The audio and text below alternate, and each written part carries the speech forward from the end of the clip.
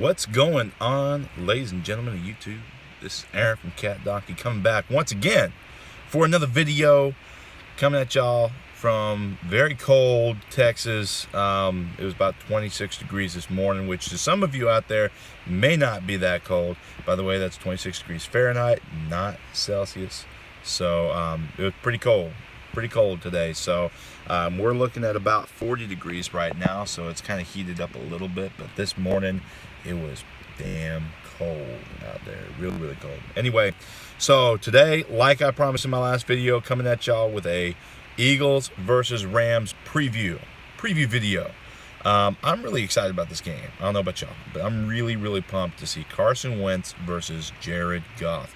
And that's a big matchup. Number 1 pick versus the number 2 pick. Jared Goff versus Wentz. I think this game is going to come down to who can play the better defense against the other. Defense wins games, championships. I mean, I know it's a cliche, but it's true. Defense wins championships.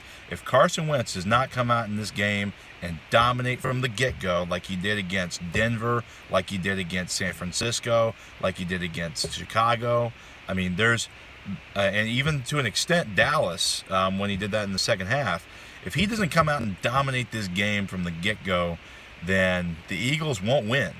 I mean, it's hard for me to say as a fan, but this game relies solely on Carson Wentz getting the ball, and he needs to throw for at least over 300 yards and a few touchdowns in order for us to win this game.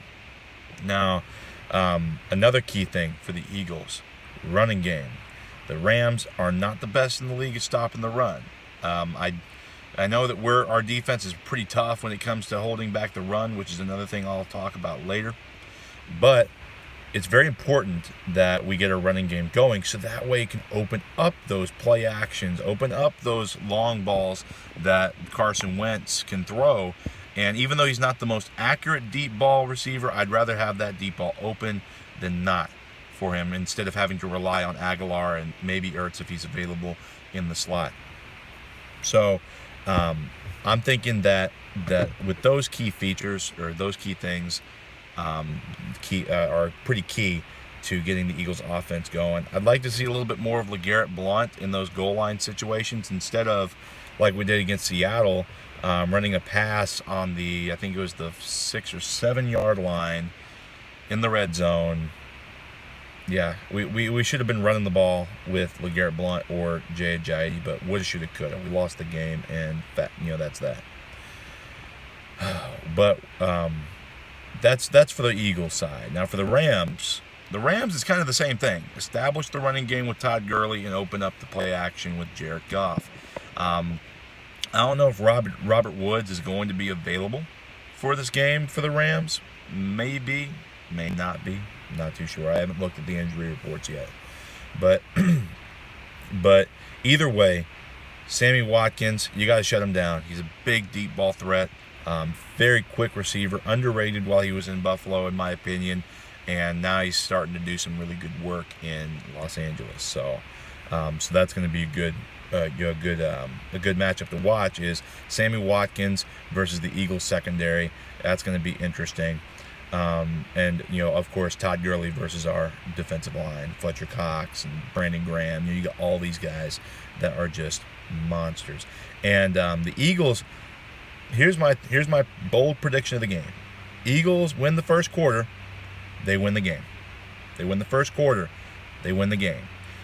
Because if they come out and they're up 10 points at the end of the first quarter, I think they've got a very strong chance of winning. They got to win the first and the fourth quarters. You got to start strong and finish strong. So it's very important that we get off to a good start to this game, and of course that we finish strong. Also, Doug Peterson, it'd be interesting to see him come back from what was probably not his best, I wouldn't say his worst, but not his best coaching game last week against Seattle. And let's just see how these boys respond.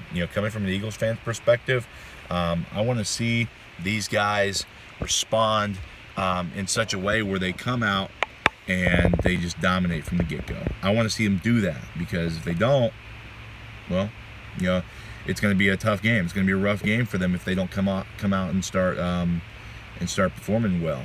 So anyway, my prediction, I think the Eagles will win this game. It's going to be close. I think that they'll probably win by a score of 27-20. And defense gets a last-minute stop on the Rams in the last 2 minutes of the ball game, and to seal the ball game up for the Eagles, which would improve them to 11-2.